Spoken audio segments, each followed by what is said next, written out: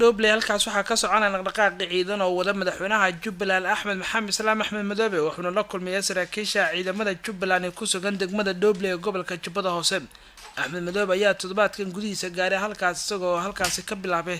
dhaqdhaqaaq military uu ku doonayo in uu ku xoojiyo howlgallada. Sidoo kale waxaa soconaya qorshe ay ku doonayaan in gobolka Jubbada Dhexe meelo ka mid ah ciidamada ay la wareegaan. war ka soo baxay taliska ciidamada xoogga dalka Soomaaliyeed ayaa lagu sheegay in ciidamada commandos dowladda Soomaaliya oo kaashanaya howlgalka Mareykanka ee Africom ee duqeymo markaasi la beegsadeen xarumo al-shabaab ku lahaayeen degmooyinka Jilib Bu'aale Saako iyo deegaanka Saagle oo dhammaantood ka wada tirsan gobolka Jubbada Dhexe. Saraakiil ka tirsan ciidamada commandos ayaa waxa ay sheegeen in duqeynta oo dhacday xalay lagu burburiyay fariisimo iyo gaadiid ay lahaayeen xubno ka tirsan dagaalamayaasha ururka al-shabaab.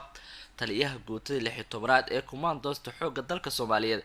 gaashaale Ismaaciil Cabdi Maalin ayaa sheegay in duqeynta ay waxyeello xoogan ay ka soo gaartay saraakiil iyo xubno ka tirsan ururka al-shabaab kuwaas oo ay dib ka soo sheegi doonaan kana faahfaahin doonaan tirada dhimasho dhaawac ee ka soo gaara al-shabaab duqeymaha sida hadalka u dhigay.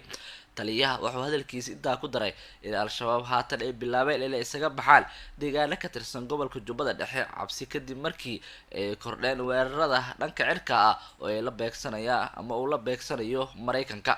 dhinaca kale qoraal ka soo baxay howlgalka Mareykanka ee qaaradda Afrika ee loo yaqaan Africom ayaa waxaa lagu sheegay in mar kale Mareykanka uu duqeyn dhinaca cirka ah ka fuliyay deegaanka Jalaale ee gobolka Shabeellaha Hoose lala beegsaday xarumo ay lahaayeen ururka al-shabaab.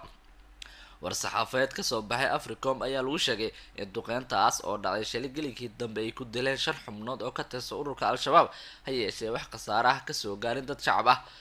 dhinaca kale al-shabaab oo ka hadla duqeynta deegaanka Janaale ee gobolka Shabeellaha Hoose ayaa waxa ay sheegay in Mareykanka uu duqeyntaas ku dilay 4 qof oo shacab ahaa. warbaahinta taageerta al-shabaab ayaa baahisay in 4 qof ee shacabka ah ay wateen gaari kuna soo jeedeen dhinaca magaalada Muqdisho ha yeeshee gaarigooda lagu dhuftay 2 gantaal xilli ay marayeen goob lagu magacaabo Ugunji oo ku dhow deegaanka Janaale ee gobolka Shabeellaha Hoose. si kastaba Mareykanka ayaa toddobaadkan waxa uu kordhiyay duqeymaha uu la beegsanayo xubnaha ka tirsan al-shabaab waxaana toddobaadkan gudihiisa ama saacado gudihiis uu fuliyay duqeymo kala duwan oo gaaray ilaa 3 iyadoo 30 saacadood gudahood 2 duqeyn uu ka fuliyay deegaanka Janaale oo ka mid ah deegaanada gobolka Shabeellaha Hoose isla markaana ay la sheegay inay ku xoogan yihiin xubno ka tirsan dagaalamayaasha al-shabaab.